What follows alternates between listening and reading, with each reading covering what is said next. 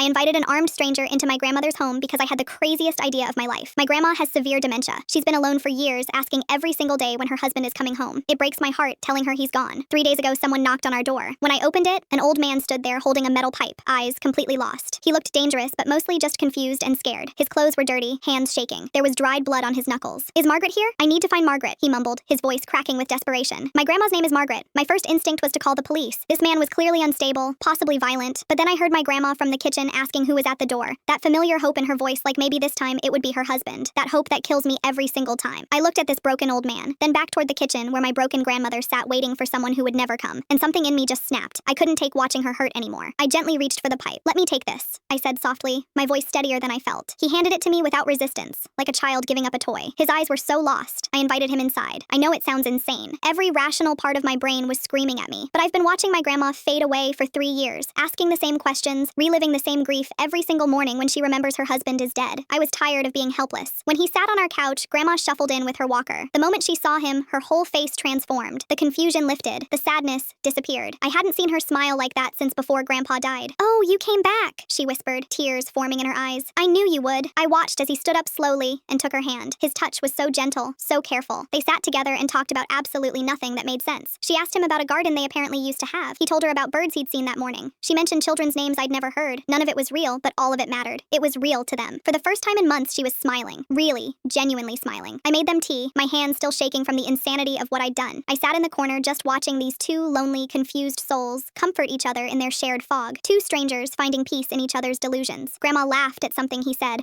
A real laugh, the kind I remembered from childhood. I actually heard her laugh. I started crying right there in the kitchen, trying to stay quiet. For 20 beautiful minutes, they existed in some peaceful world only they could understand. She held his hand like it was the most natural thing in the world. He looked at her with such kindness, such tenderness, like she was precious. I thought about how lonely she'd been, how lonely he must be too, wherever he came from. Then everything changed. The old man suddenly stopped mid-sentence, his eyes focused, sharp, alert, clear. He looked around the room like he was waking up from a long dream, seeing everything clearly for the first time. "Where am I?" he said, not confused anymore, completely lucid. My heart started pounding. This was it. This was where my stupid, desperate idea would blow up in my face. He turned to me, and his eyes were different, present, aware. "You need to check under the floorboards in the guest room. Your grandfather buried something there before he died. Margaret deserves to know the truth about what he did." I felt the blood drain from my face. "What? How do you—" Then just like that, his eyes went blank again. The clarity vanished like smoke. He was gone, back to wherever his mind had taken him. He smiled at Grandma like nothing happened, like he hadn't just been completely lucid. My hands were trembling. I called the facility whose name was on the identification bracelet around his wrist. Turns out his name is Robert, my grandfather's former business partner who disappeared 40 years ago after their company collapsed. Everyone thought he'd run away with the money. Yesterday I checked under those floorboards. I found $2 million